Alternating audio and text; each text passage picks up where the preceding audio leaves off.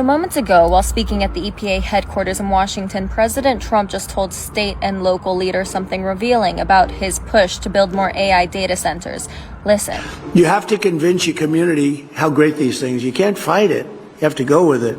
And you're going to have all that protection, and we're giving you automatic protection, but you're going to make a tremendous amount of money. You're going to reduce taxes, and you're going to have something that if you don't have it, everybody else wants it. A roadmap for how the administration wants local governments to approach public opposition. Now, notice what Trump does not say. He doesn't say that communities should debate whether a project is right for them. He says that officials should convince residents that it is good and that resistance is something to overcome rather than engage with. His argument also boils down to three premises: more money, lower taxes, and economic opportunity. But the research behind today's data center boom suggests actually that those promises are much more complicated and have a little bit of a different reality. There's just dust flying everywhere.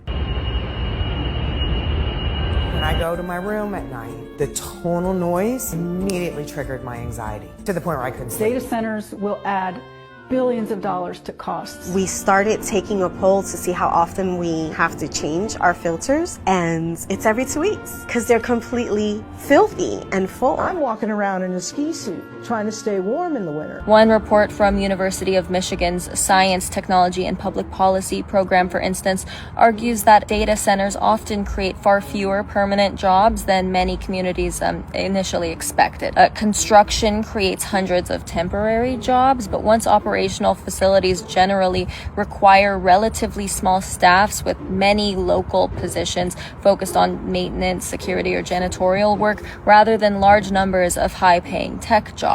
And the same report argues that generous tax incentives frequently reduce revenue available for schools and local governments while offering limited long-term employment in return. It also says that companies often choose sites based on electricity, land, and infrastructure, not simply because of tax breaks. Matter of fact, speaking of infrastructure, we know that modern AI data centers consume extraordinary amounts of electricity and water. The World Resources Institute says communities are already grappling with the consequences. We've seen rising electricity demand, water consumption, land use conflicts, noise, questions over who ultimately pays for new infrastructure. While data centers can generate investment and tax revenue, but the organizations argue that those benefits depend heavily on policies governing cost recovery and transparency and community engagement, as opposed to simply building the facilities themselves. So Trump's message is essentially that communities should just embrace these projects because the economic upside outweighs the concerns. But